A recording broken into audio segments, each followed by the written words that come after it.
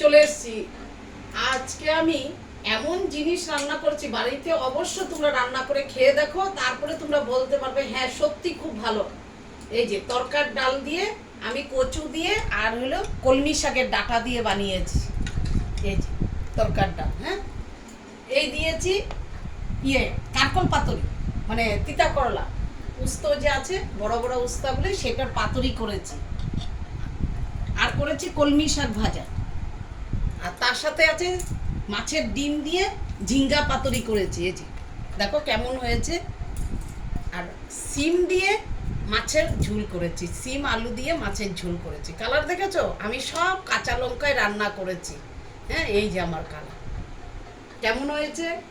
রান্নাগুলো অবশ্য বাড়িতে এভাবে বানিয়ে খাও, খুব ভালো লাগবে, খুব ভালো লাগবে। এই ডালের সাথে এই করলা পাতুরি আর খুব জমে যাবে।